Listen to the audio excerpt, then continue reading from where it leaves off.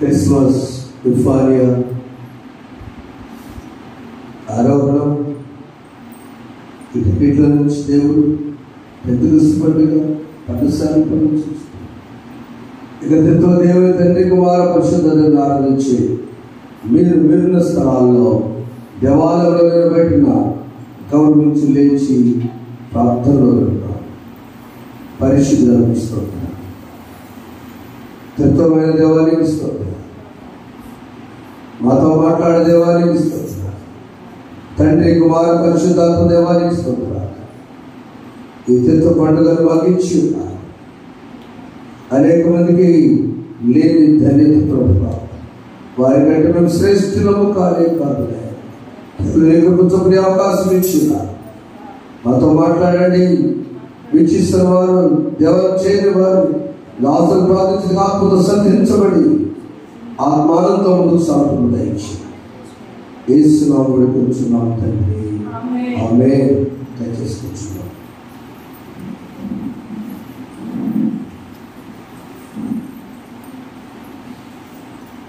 మన రక్షకుడు ప్రభు అయిన దేవుడైన యేసుక్రీస్తు నామములో చేరుని అందరికీ వందనాలు, శుభాలు తెలియజేస్తున్నారు. ప్రేమ మీడియా వారికి, ఇంటిన వారికి ప్రత్యేక వందనాలు. ఈ దినము ప్రపంచ దేశాల్లో దైవత్వం ఎరిగినటువంటి వారికి ఒక ప్రత్యేకమైన పండుగ. ఎన్నో సమస్యల మధ్య, వేదన మధ్య, కన్నీటి ప్రవాహాల మధ్య విడిపించిన వారికి నిజమైన పండుగ. అనేక మంది ఆ వేదన పరిస్థితుల నుంచి బయటపడి రక్షించబడి ప్రభువులో సాగే వారికి పండుగ, తృప్త పండుగ. ఈ పండుగ దినాన దేవుడు ఖచ్చితంగా మనతో మాట్లాడుతని ఐక్యతలో ఉన్న ఆనందం, అంశం ఐక్యతలో ఉన్న ఆనందం. తండ్రి కుమార పరిశుద్ధాత్మ దేవుడు వారు ప్రతి విషయంలో ఐక్యత కలిగి ఆనందిస్తూ ఉన్నారు. అది దేవుని బిడ్డలు మనం కూడా ఆనందించాలని ఈ తీర్థ పండుగలో మీకు మొదలైన శుభాలు తెలియజేస్తూ ఉన్నారు. ఈ ఐక్యతలో మొదటిగా దేవుడు ఆయన చిత్తంలో ఉన్నటువంటి ప్రజలు, ఆయన దేవుడు మనకి పరిశుద్ధుడైన దేవుడు, తండ్రి అయిన దేవుడు పరిశుద్ధుడు. చదువుకునే వాక్య భాగంలో నుండి విషయ గ్రంథం 6వ అధ్యాయం.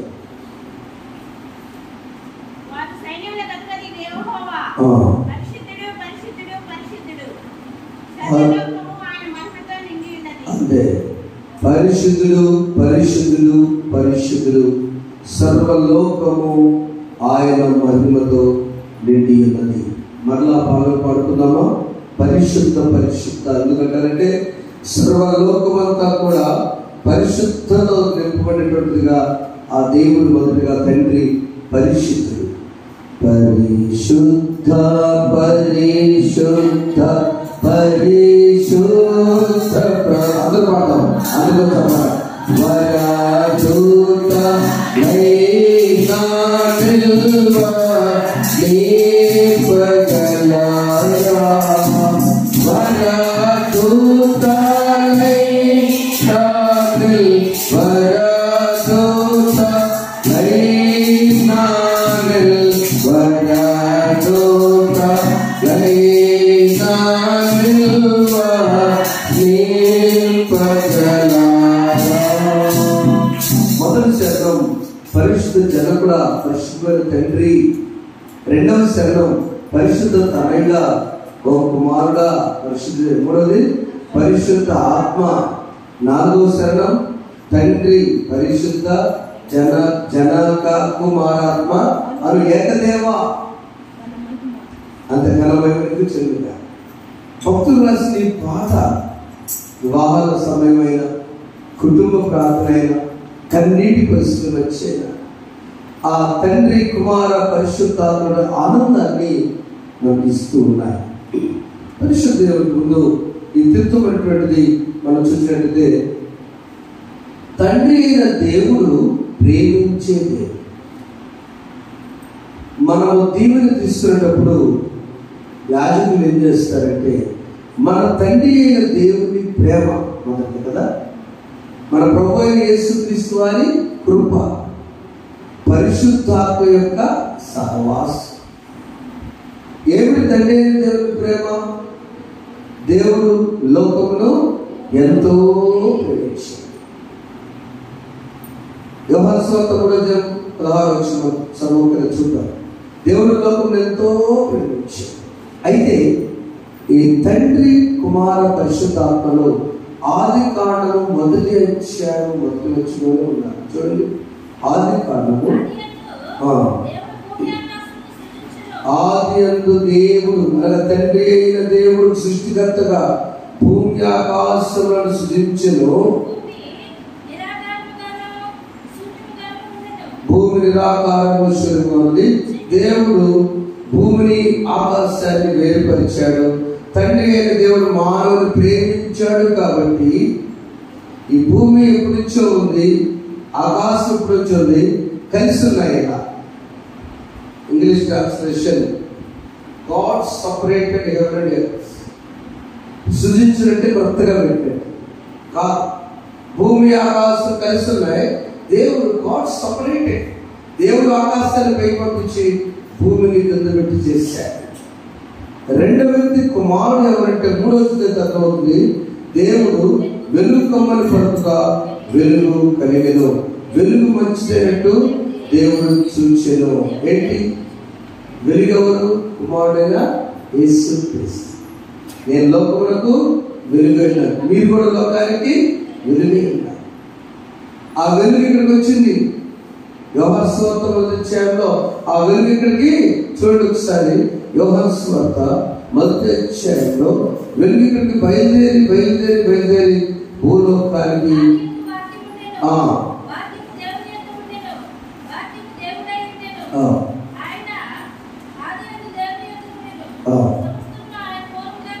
కలిగను. ఆయన లేకుండా కలిగలేదు. ఆయన జీవుడను, ఆ జీవము మనుషులకు వెలుగైన యేసుక్రీస్తు.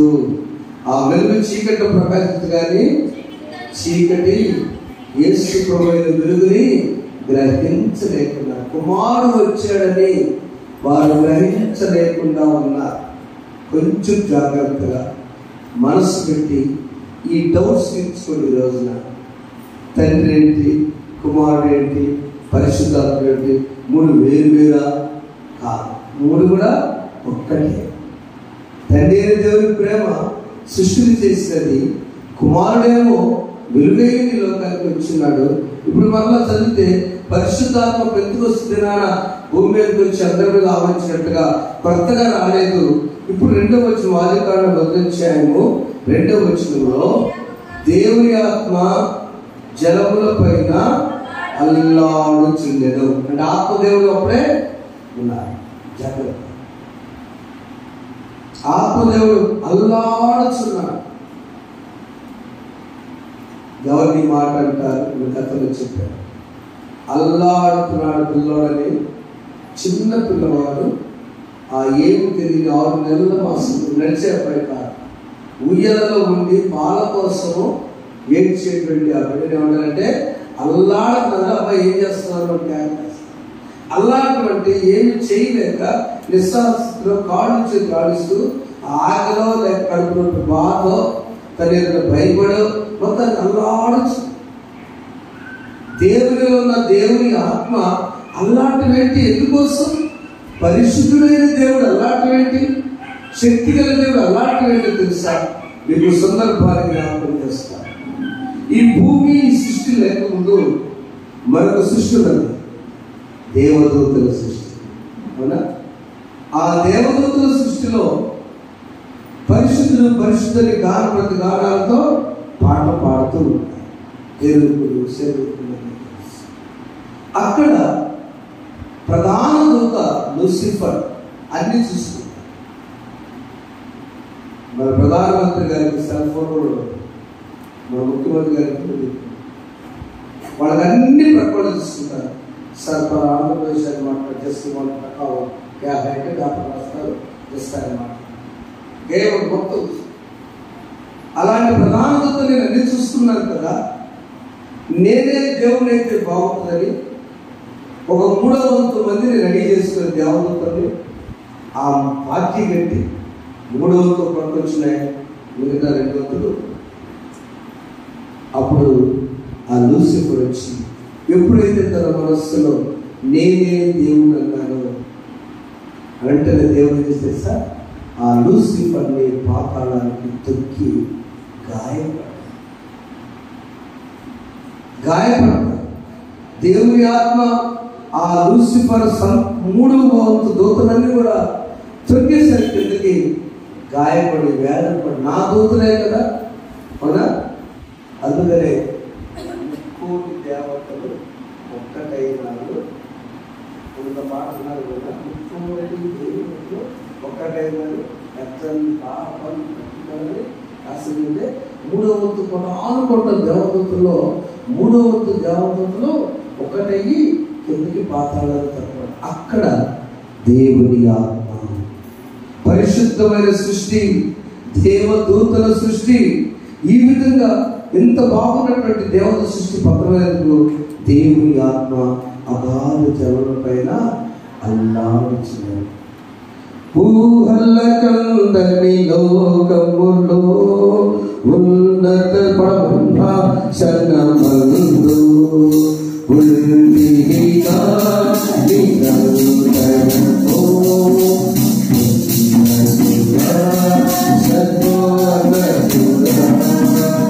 ఊహల్ల కందని లోకములో ఉన్నత సింహాసనమందు ఉల్లిగా నిరంతరమో ఉన్నతుడా సర్వోన్నతుడా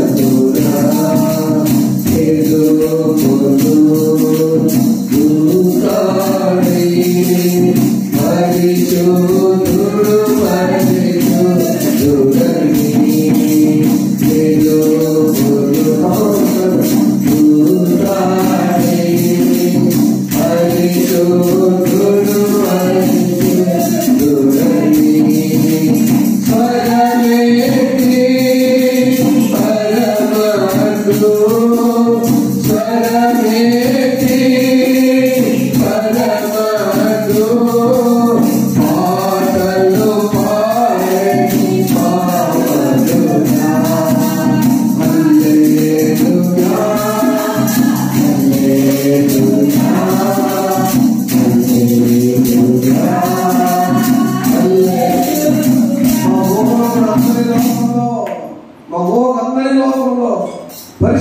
పరిశుద్ధ పరమ దేవా, పరిశుద్ధుడా నీకు స్తోత్రం. నీవే అల్లాడిపోతున్నావు. కారణము నాతో ఉన్న దేవదూతలు నాకు వ్యతిరేకంగా జీవించారు. అందుకే 10 ఆజ్ఞలలో మొట్టమొదటి ఆజ్ఞ, నీ దేవుడు యెహోవాను నేనే, నేను ఒక తప్ప వేరొక దేవుడు నీకు ఉండకూడదు. అంతే.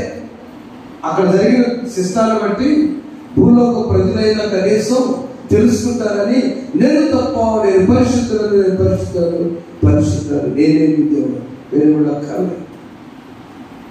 చూడండి ఈ భాగంలో ఆయన మనకు ఒకసారి యాకీత్ అంటారు. నేను త్రిత్వం గురించి చెప్తున్నా. తండ్రి, కుమార, పరిశుద్ధాత్మ ఒక్కటే. యాకీత్ అంటే, అందుకని దిగులు తీసుకున్న వారు వచ్చాము 4వ వచనం మనం చదివినట్లయితే అక్కడ ఒక మాట ఉన్నది, మన దేవుడైన యెహోవా, అద్వితీయుడైన యెహోవా, నీ పూర్ణ హృదయంతో, నీ పూర్ణ ఆత్మతో, నీ పూర్ణ శక్తితో. అంతే. ఒకటే, నీ దేవుడైన యెహోవా, అద్వితీయుడైన యెహోవా అంటే అర్థం, అద్వితీయుడు అర్థం ఏం చెప్పండి? ఆది నుంచి ఉన్నవాడు, ఆయన తప్ప మరొక ద్వితీయ లేడు. There is no second one. ఆయన ఎప్పటి నుంచో ఆది నుంచి ఉన్నవాడు, అద్వితీయుడు అంటే ద్వితీయ అంటే రెండే అర్థం. ఇక సెకండ్ పర్సన్ లేడు. అది ద్వితీయ, దేవుడు ఒక్కడే. అది పూర్ణ హృదయంతో పురాతను సేవించాల్సింది ఒక్కడైన దేవుణ్ణి. యాకీత్ అంటే ఏకత్వం ఉన్నది, యాకాత్ అంటే బహుళత్వం, ఏకత్వం. యాహ్వే అంటే త్రిత్వమైన దేవుడు. దేవుడు నామాలు జాగ్రత్తగా మీకు అర్థం కావడం కోసం చిన్నపిల్లలు చూడండి, అంగన్వాడీలో నగలు చూడండి. మీరు రోజు కోడిగుడ్డు పొడగట్టు పిల్లలు వేస్తారు. కోడిగుడ్డు కలిపే, కానీ ఎన్ని భాగాలు ఉంది దాంట్లో? పైన పెరుగు, లోపల పసుపు, గుడ్డులాగా ఉండేది, తెల్ల సన. ఈ 3 కలిపి ఉంటారు. కొడుకు తీసుకుంటారా? పసుపు సొన్న 30, తెల్ల సొన్న 30, పెరుగు 30 అంటారు. ఏమంటాం మనం? ఫిలాసఫీ దొరుకుతుంది. చాలా భేదాలు. ఎలా చెప్పాలో త్రిత్వం అంటే దాని పేరు కోడి గుడ్డు. 3 భాగాలు ఉన్నాయి. ఆ పసుపు పిల్లలు చేయడానికి వస్తుంది కదా, తెల్ల సొనేమో ఆ పిల్లలు కాయటానికి సపోర్ట్ ఉంటుంది, భద్రపరిచేదేమో పెరుగు. ఇది ఒక రోజున బయటికి ఈ 3 ఏమి లేకుండా పిల్లలు బయటకు వచ్చిందా చెప్పండి. త్రిత్వమైన దేవుడు, తండ్రి అయిన దేవుడిని సృష్టించిన పెరుగు అయితే, ఆ సొనగొరటి రక్షకుడు ఆయన మన కన్నుడు యేసుక్రీస్తు పరిశుద్ధాత్మ ద్రవంగా చెప్పడం. ఒకసారి దేవుని స్తోత్రం. కనుక ఈ రోజు నాకు అర్థమైంది ఏకత్వ దేవ. షామ్ కమలేశ్వర్ గారు ఓ ప్రక్కన, మరొక ఆయన ప్రక్కన ఉన్నారు. ఒక 30 సంవత్సరాల కృష్ణ. ఎలా త్రిత్వ దేవుడు అంట? దేవుడు ఇట్లా ఒకసారి అక్కడ ఒకసారి ఇక్కడ ఉంటాడా? అక్కడ ఆయన ఏం చేస్తున్నాడు? వాదిస్తున్నాడు. మేము బైబిల్ కళాశాల స్టూడెంట్స్ ఆ అమెరికన్ క్యాన్సర్ డైరెక్టర్ గారు పెట్టి, ఇది ఎక్కడ బయటకు చెప్పకండి, ఇది మీకు అర్థం కావడం కోసం మీరు బైబిల్ స్టూడెంట్స్ అని అందరు కూర్చోబెట్టి ఆ వీడియో వేస్తారు. వీడియోలో ఆయన చెప్పిన మాట పరిశుద్ధాత్మ ద్వారా ఎలా త్రిత్వాన్ని ప్రూఫ్ చేస్తా చెప్తారు. అప్పుడు దేవుడు ఆ సామ్ కమలేశ్వర ధ్యానించి మంచు గడ్డ ఒకటి, దాని పేరు మంచు గడ్డ. టచ్ చేస్తే ఎలా ఉంటుంది? తప్పగా ఉంటుంది కదా. 2 మంచు గడ్డ. దానిని ఏం చేయదు, కొంచెం ఎండలో పెడదాం, ఏమవుతుంది? కరిగి దాని పేరు ఏమంటారు? కరిగినాక నీరు. ఏం చేయాల? మంచు గడ్డలు అలా ఎండలో పెట్టినప్పుడు ఏమవుతుంది? నీరు. ఆ నీటిని తీసి బాగా వేడి చేయండి. ఏమైంది? మీరే పెడుతున్నారు పేర్లు. పదార్థం మారిందా? మారలా. ఏం మారింది? రూపం మారింది. రూపం మారింది. ఆ రూపము ఆయా పరిస్థితులు బట్టి మంచు గడ్డ ఎక్కడ వాడబడాలో చల్లదనం కోసం, నీరు త్రాగడానికి ఎక్కడ వాడబడాలో, ఆవిరి ఎక్కడ ఇంజిన్ నడవడానికి, రైలు ఇంజిన్ నడవడానికి అవసరమో ఆయా అవసరాలను బట్టి ఆ మంచుగడ్డ వాడబడింది. తండ్రి అయిన దేవుడు మంచుగడ్డ అయితే, ఆయన కరిగి వచ్చిన యేసుక్రీస్తు కుమారుడైతే లోకానికి పరిశుద్ధాత్ముడు ఆరోహణమై ఆవిరిలో వెళ్ళిపోయాడని చెప్పేసరికి ఆయన కూర్చుని చెప్పి చెప్పడం ఒకసారి దేవుడి స్తోత్రం. హల్లెలూయా. హితమైన దేవుడు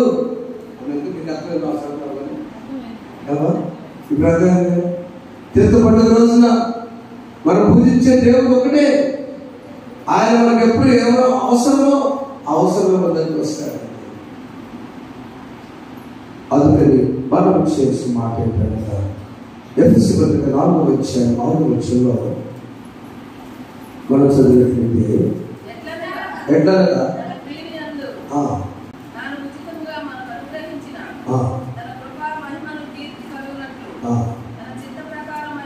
తన చిత్త ప్రకారమైన తన చిత్తమైన దయా సంకల్పం చొప్పున యేసుక్రీస్తు ద్వారా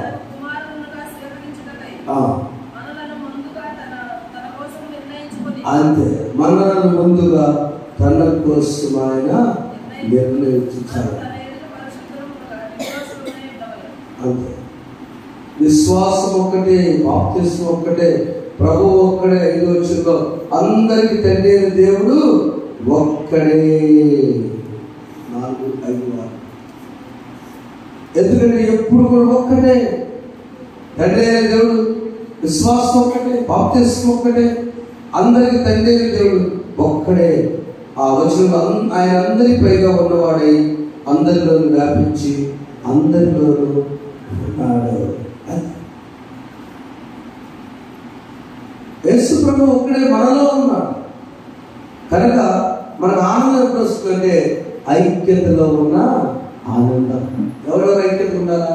నేను ప్రభు ఐక్యత నాలో ఉన్న దేవుడు సంతోషంగా ఉండాలంటే do not grieve the Holy Spirit.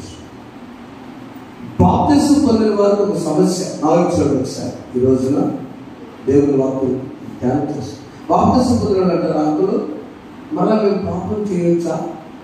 ఎందుకు చేస్తా ఉన్నా? ఒకవేళ చేసే పరిస్థితిలో వస్తే లోపల పరిశుద్ధాత్ముడు దుఃఖపడతాడు. ఆమేన్. నువ్వు ఒకసారి తండ్రి యొక్క కుమారుని యొక్క పరిశుద్ధాత్మ నామంలో బాప్తిసం పొందిన తర్వాత నీలో పరిశుద్ధాత్మ దిగివచ్చి హృదయంలో ఉన్నప్పుడు అక్కడ పాపం చేస్తే the Holy Spirit God grieves. అందుకని ఐక్యత ఎవరు ఉండాలా? మనము మనలో ఉన్న పరిశుద్ధాత్మ దేవుడు ఐక్యం ఉండాలా, ఆనందం ఉండాలి. తల్లి తండ్రి సంతోషం ఉండే బిడ్డలు ఆనందం ఉంటారు. భార్య భర్త సంతోషం ఉండి ఇంట్లో ఇద్దరు అన్నదమ్ములు అక్కచెల్లి కొట్టుకుంటే వండిన భోజనం తల్లి తింటుందా? చెప్పండి మీరే. తింటుందా? తల్లి తింటుందా? తినదు. అక్కడ ఐక్యతలో ఆనందం విడితోంది. యేసుతో లోపల ఉన్నారు మన హృదయంలో. ఆ హృదయంలో దేవుడు మన పాపం చేస్తుంది, కానీ పాపం చేయకుండా ఆయన తప్పిస్తాడు. ఒకవేళ చేసిన సాయంకాలం చేయడం ఏం చేస్తాం? దేవా నన్ను క్షమించిన కళ్ళు లోపల ఉన్నాయి. నేను ఎంత ఉదయాన్నే మొత్తం మొహమంతా గుర్తుపడకుండా కాల్ చేసుకున్నా అప్పించడానికి ఎంత ఉద్దేశించి సాయంకాలం సరికి ఏమైంది? అయ్యో రూపాయి మారిపోతుంది. కారణం మనం వెళుతుంది డస్ట్, లోకంలో దుమ్ము ధూళి ఉన్నాయి. అలాంటి మంచిగా వెళుతున్నా నన్ను కడుగుము, నన్ను శుద్ధిగా చేయమని మనం ఇచ్చారంటే శుద్ధీకరణ ప్రాసెస్ చేసుకోవాలి. కొన్ని రసం పత్రిక 12వ వచనంలో దేవుడు చెప్పిన మాటలను చూస్తే ఇదంతా క్రితంలో ఐక్యతలో ఉన్న ఆనందాన్ని మనం చూస్తున్నాం.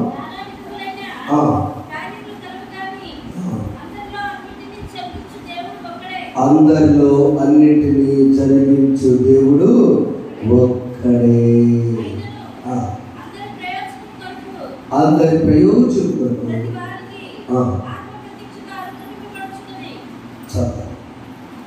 మన జరిగించు కార్యము తండ్రి కుమార పరిశుద్ధాత్ముడు ఒక్కడే మనల్ని జరిగిస్తూ ఉంటాడు. ఈ సందర్భంలో 3 విషయాలు 3 మాటలు చెప్పి నేను ముందుకు ముగించి వేస్తాను. మొదటి మాట, తండ్రి అయిన దేవుడు పరిశుద్ధుడు అని మనం గుర్తుపెట్టుకోవాలి. తండ్రి అయిన దేవుడు పరిశుద్ధుడు. ఉజ్జియా ద్వారా యెషయా గ్రంథం 6వ అధ్యాయంలో ఈ మాటలు మనం ధ్యానం చేసి వచ్చిందంటే, ఉజ్జియా ఆయన ఒక మంచి రాజు. ఆయన 740 సంవత్సరాల క్రితం క్రీస్తు పూర్వం చనిపోయాడు. చాలా మంచివాడు ఆయన. కానీ ఒక పని చేశాడు. ఏం చేశాడంటే యాజక ధర్మం చేశాడు. రాజుగారు యాజక ధర్మం చేయకూడదు. చేసేసరికి ఆయనకి ఒకలాంటి కనిపిస్తుంది. 2వ దినవృత్తాంత గ్రంథం 26వ అధ్యాయం 19-20 వచనాల్లో రాజుగారి పని చేయకుండా యాజక ధర్మం చేసేసరికి అక్కడ చదువు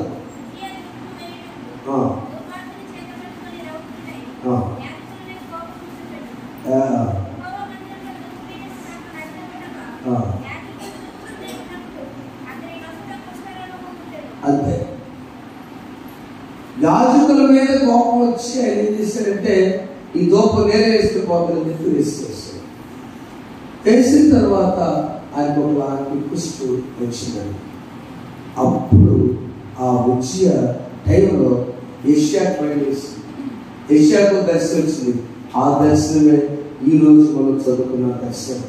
6వ అధ్యాయం యెషయా గ్రంథంలో రాజైన ఉజ్జియా 39వ సంవత్సరమున అత్యున్నతమైన సింహాసనంలో ప్రభువాసీనుడైన నేను చూచితిని. భయపడ్డాడు యెషయా. యెషయా వేసిన ముందు ప్రవక్తకి అదే సంవత్సరం జరిగింది. ఈ ఉజ్జియా చనిపోయాడు, యాజకర్మం చేశాడు. చనిపోయిన తర్వాత యెషయాకు దర్శించింది. అయ్యా, ఆ యెషయా అన్నాడు, అపవిత్రమైన పెదవులు గల జనుల మధ్య నేను నివసించువాడను. అందుకనే నా కాల్చుము, నా పెదవులను కాల్చుము.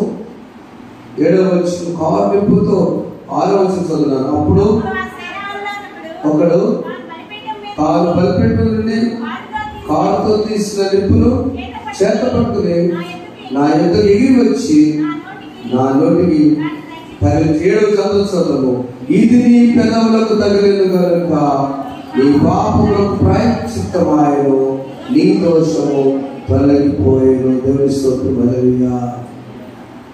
గట్టి చెప్పాలి. దేవుని స్తోత్రం. హల్లెలూయా. ఎందుకు?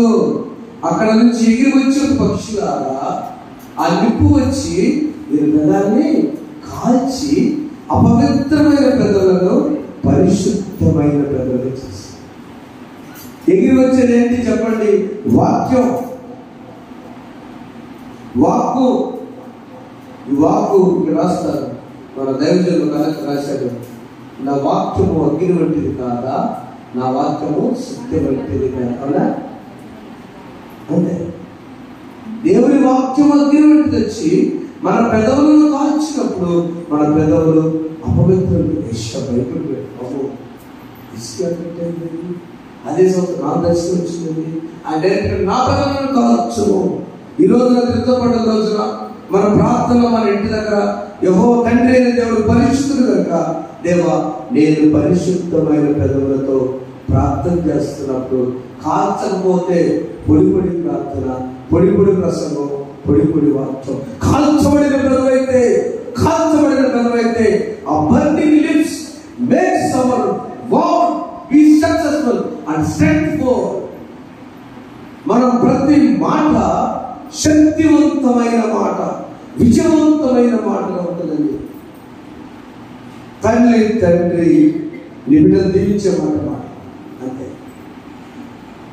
యాజకుడు దీవెనకరమైన మాట ఇవ్వాలంటే కారణం కాల్చబడిన పవిత్ర దేవుడు పరిశుద్ధుడు. రెండవది కుమారుడైన యేసు రక్షకుడు. అవును కదా? చూడండి మత్తయి సువార్త 28వ అధ్యాయం 16వ వచనం. యేసు నిర్ణయించిన కొండకంతా వెళ్ళిన తర్వాత యేసు రక్షకుడు యేసు రక్షకుడు. యేసు రక్తము రక్తము రక్తము అందరూ పాడము. యేసు రక్తము రక్తము రక్తము అమూల్యమైన రక్తము విశ్వరక్తమైన రక్తము యేసు రక్తము రక్తము రక్తము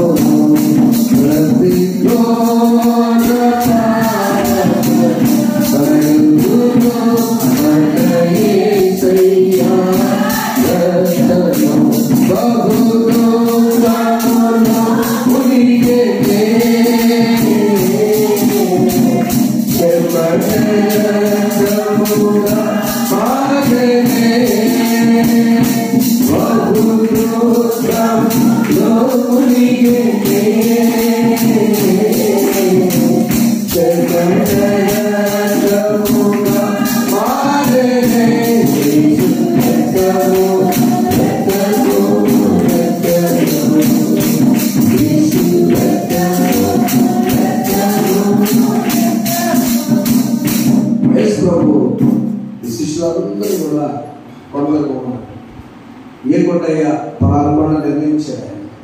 ఆ కొండ దగ్గర వెళ్తే 18వ వచనంలో మాట చెప్తున్నాడు. పరలోకమందును చదువు వచ్చి యేసు వారి యొద్దకు వచ్చి పరలోకమందును భూమి మీదను నాకు సర్వాధికారము చదువు. తండ్రి దేవుడే గొప్ప, కుమారుడైన క్రీస్తు అనంతుడు. పరలోకమందును భూమి మీదను నాకు సర్వాధికారం.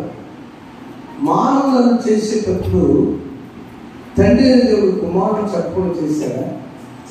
కుమారుడికి తండ్రికి కలిసి పరిశుద్ధాత్మడు చెప్పలేదా? మొదటి 26వ వచనం ఆదికాండం మన పోలిక చొప్పున మన స్వరూపమందు నరులను చేద్దాం. తండ్రి కుమార పరిశుద్ధాత్మ ముగ్గురు కలిసి మీటింగ్ చేసుకున్నారండి నిన్ను నన్ను చేయడానికి. ఈ శరీరం ఉందలే, ఈ జీవితం ఉందలే, ఆత్మ చేసుకుంటే పోతలే, నువ్వెవరు నిన్ను చెప్పుకోవడానికి? నరహత్య చేయుట పక్కోడు కాదు, నువ్వు చెప్పుకున్నావు. నీ కోపంతో ఇతరుల మీద ద్వేషంతో నువ్వు బాగా మంచివాడో మంచిదానని నువ్వు చంపుకుంటే మిగతా అందరూ చేస్తే డైరెక్ట్ పర్లోకి అనుకున్నావు. అంటే అందరూ చంచుకొని వెళ్ళిపోతారు, ఇష్టం కదా. అవునా? అవునా? నో.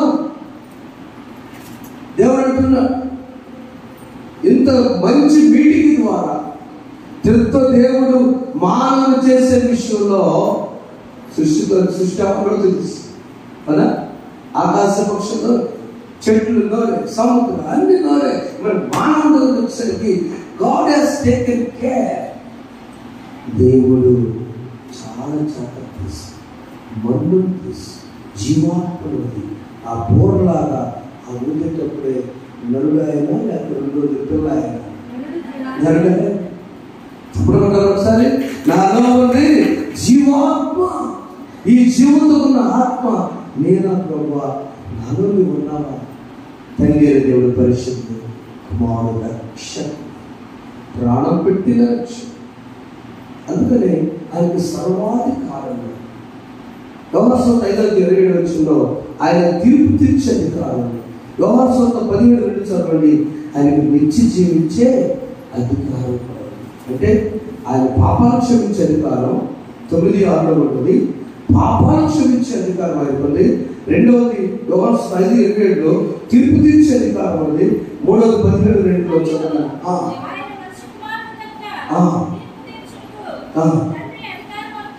అంతే, ఆయన తీర్పు తీర్చే అధికారం ఉంది, నిత్య జీవానికి అధికారం ఉంది, స్వస్థత అధికారం. టోటల్ గా పరలోకంలో భూలోకంలో ఏం చేయడానికి కూడా అధికారం. నీ కుమారుడిని మనుపరిచినట్లు నీవు నీ కుమారుడికి ఇచ్చిన వారందరికీ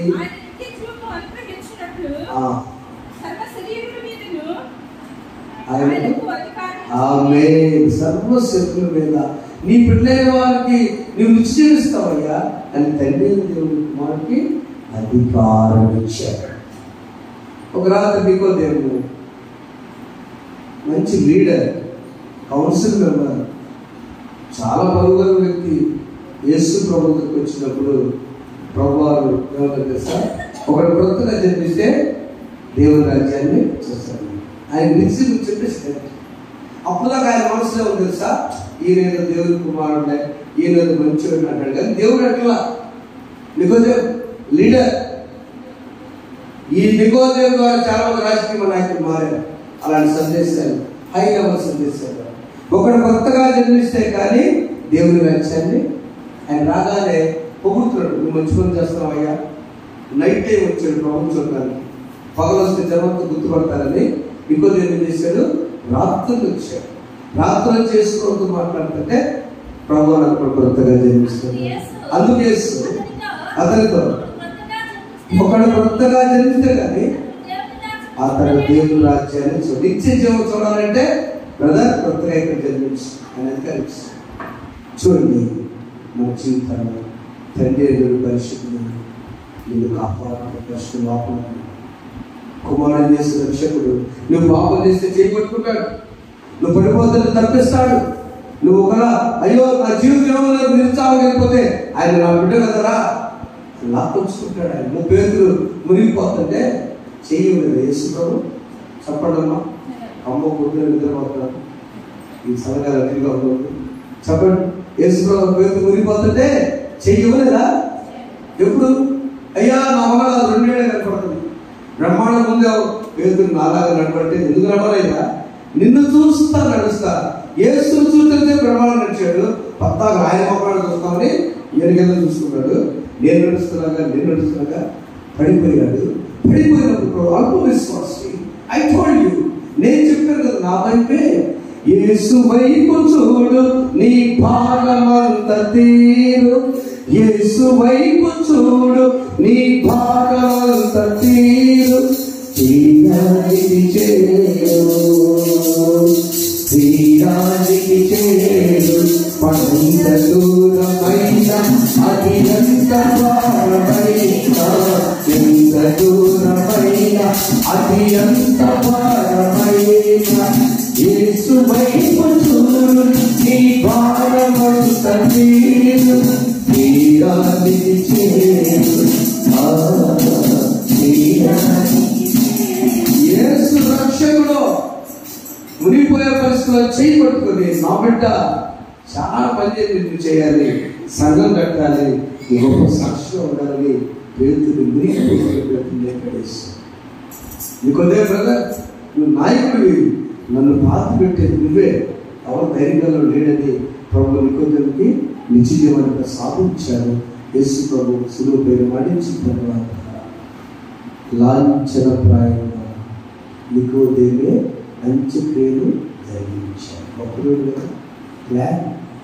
దేవుడు నేను ఎదుర్కొన్నాడమ్మా.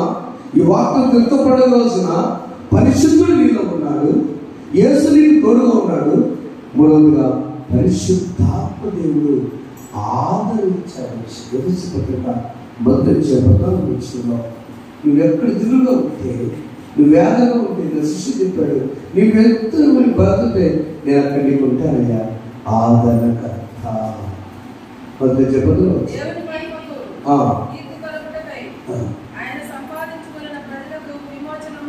ఆయన సంపాదించుకున్న ప్రజల విమోచనము కలుగు నిమిత్తము ఈ ఆత్మ మన స్వాచ్ఛమునకు సంచకరుగా ఉన్నాడు. ఎంత దృష్టి హామీ అంట. సంచకరం అంటే హామీ. నీ విషయంలో హామీ ఎవరు పెడతారా?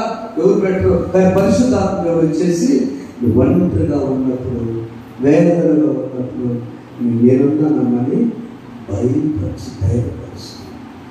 నా ప్రేమ దేవుడు తండ్రి సృష్టించాడు. కుమారుడు యేసు నా తోడుగా ఉన్నందుకు తెలియదు. పరిశుద్ధాత్మ నాలో ఉన్నావు, నాకు భయం ఎందుకు, దిగులేదు. ప్రతి ఒక్కరు ముందుకు సాగవలసిన వారైనా నన్ను దేవుడు సృష్టించాడు. మంచి జన్మ, ఈ జీవితం పరిశుద్ధంగా ఉండడానికి తీర్థ పండుగ 20 వారాలు ఉంటాయి. క్రిస్మస్ ఈ పండుగలన్నింటిలో ఆయన తీర్థ పండుగ ఏ ఆధారం మిస్ కావాలి. అవునా? 25 మీకు మంచి చేయండి అనుకోండి. 25 రోజు చేసుకొని పండుగ క్రిస్మస్ పండుగ చేసుకున్నాం, దేవుడు ఆరోగ్యం ఇచ్చినట్టేగా. చిన్న సమస్యలు, కుటుంబంలో వచ్చిన స్వస్థత, తమ్ముడు గారి విషయం దేవుడు స్వస్థపరిచాడు. గుడ్డు లెక్కలవుతాను చర్చి అమ్మగారు హాస్పిటల్ చర్చి దేవుడు ఇచ్చిన అవకాశం. ఒక వారం వస్తుంటే మనకు విలువ తెలియక మనం ఏం చేస్తాం? ఏముందిలే, ఏ అనుభూతి కాదు. ఒకడు అంటారు ఏంటంటే అందరూ రాబుద్ధి కాదు. నువ్వు దేవుడు రాబుద్ధి కావడానికి మాటలకి అసలు రాబుద్ధి అని దేవుడు కూడా నేను పోషించి నేను కాపాడుద్ది కాకపోతే ఏంటి పరిస్థితి? నాకు కూడా కాపాడుద్ది కాదు కదా మరి అంటే. అవునా? What is the meaning? రాబుద్ధి ఏంటి అసలు? నాతో అనుమానంతో పంచుకుంటున్నాను. దేవుని సన్నిధి ఒక ఆయన పెన్నిది. ప్రభువు ఆరాధించాక ఆకాశంలో దేవుని సరిపోతాం. అవసరం నీళ్ళే దేవాలయంగా మార్చుకున్నాను. దేవుడి మాటలు బలపరుచుకున్నాను. అందులో లేచుకొని గౌరవించుకొని జనకాకు మాత్రం దేవా ఘన మహిమ చెల్లును ఘనరా నిజముగా ఘన మహిమ చెల్లును ఘన మహిమ చెల్లును ఘన మహిమ చెల్లును ఘనరా నిజముగా పరిశుద్ధ పరిశుద్ధ పరిశుద్ధ ప్రభువా వరదూత లైనాని వాని పక్కన ప్రార్థన చేస్తున్నప్ప పరిశుద్ధులు మీరు సృష్టించారు తండ్రి. దేవుడు ఎంత ప్రేమించారు, రూపాన్నించారు. కుమారుడు యేసు పాపాన్ని తొలగించి రక్షించిన యేసు రక్షకుడు క్రీస్తుగా సిలువలో ప్రాణం పెట్టాడు. రక్షకాలు ఇస్తాడు. నాకు ఎవరితో ఉంటారు ఈ లోకంలో? యజమానులు లేడు, యజమానులు లేదు, తండ్రి లేదు, తల్లి లేదు. నేను ఒంటరి కాదు. పరిశుద్ధాలు సత్యతగా హామీగా నీతో అదే తృప్తపడు ప్రార్థన చేస్తూ పరిశుద్ధాన్ని ఇస్తాను. తండ్రి కుమార పరిశుద్ధాత్మని ఇస్తాను. రెండు వాక్యాన్ని నీరు పెట్టి ఫలింపు చేయండి. మా బిడ్డను బలపరచండి. నాడు యెషయా పెదవులు కాల్చమని యెషయా తను ఎలా మా ప్రభు కోరుకున్నాడు. మా పెదవులు కాల్చి నిజమైన జీవితం తెచ్చి వారంత నికోదేమైన ప్రభు నేను నిత్యం పొందే అవకాశం పొందడం దయచి పేతురు 15 పరిస్థితి లేపు యేసు మమ్మల్ని నీకు బలపరచాలి. యేసు నామములో కూర్చున్నాను తండ్రి. ఆమేన్. సమస్త ప్రభు యేసు క్రీస్తు మీరు మీ తరపున కావాలను గాక. ఆమేన్.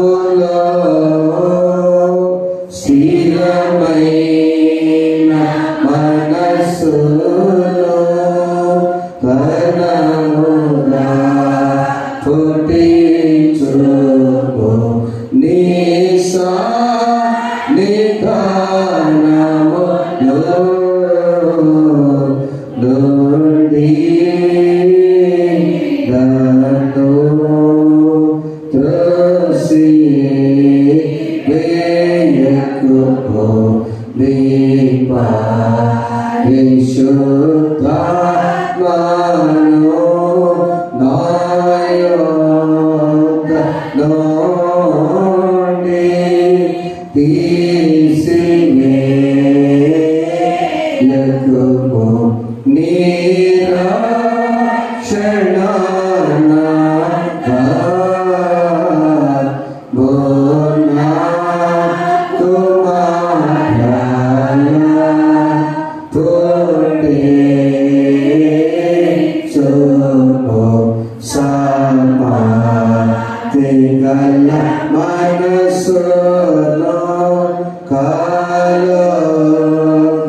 చేసి నన్ను ద్రోహపరచుము. దయచేసి కూర్చున్నాం.